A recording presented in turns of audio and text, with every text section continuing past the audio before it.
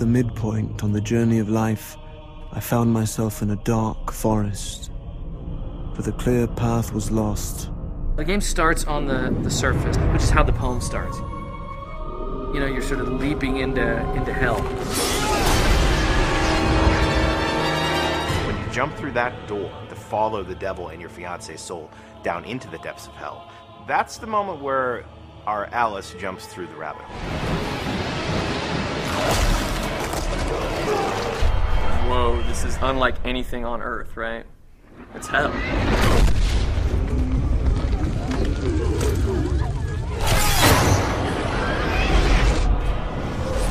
Divine Comedy was written in the early part of the 1300s by a guy named Dante Alighieri. He spends his life dreaming about a woman that he loved named Beatrice, who he never got to be with.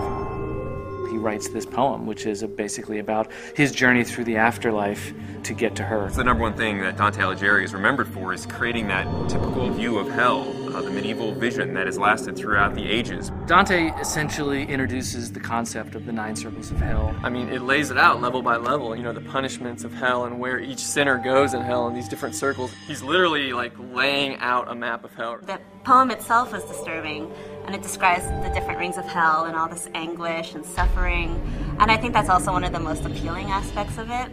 I read the poem and thought right away, like, that's a video game. We can make a video game out of that. Go to hell, that's our game. It's simple and it's to the point. Face the ultimate boss, which is Lucifer himself. Once you hear the pitch about what the fiction's going to be, it just instantly makes sense. One of the most important things for us was to literally follow the map of hell that Dante wrote so clearly in the poem.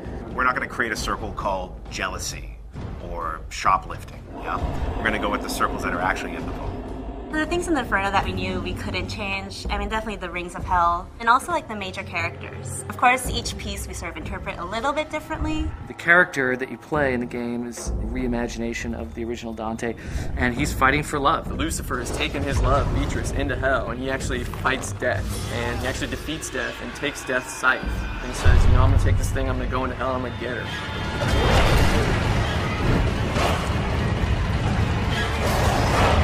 He's facing some of the most insane monsters that hell has to throw at him. He's got to be kind of an over-the-top action hero.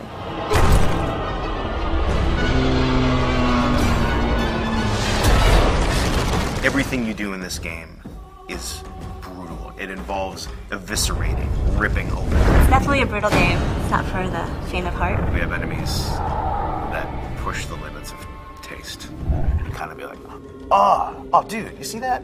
I want that. I want that moment, and we're working our butts off to deliver that. The first thing you hear when you come into Limbo for the first time is screaming. Right away, he sees like shades falling, screaming, you know, as they fall in, they're screaming, and you know, from moment one, you know you're in hell. People are being vomited into hell. Masses of people huddled together, naked and scared, cold and huddled. Oh, the humanity. And then Big Minos is gonna judge you at the end. It's bad. It only gets worse from there. You know, it's all downhill from there. It's going to get much crazier as you descend. It's just going to get really dark very quickly. Once you pass Minos, this is hell proper. Here we go.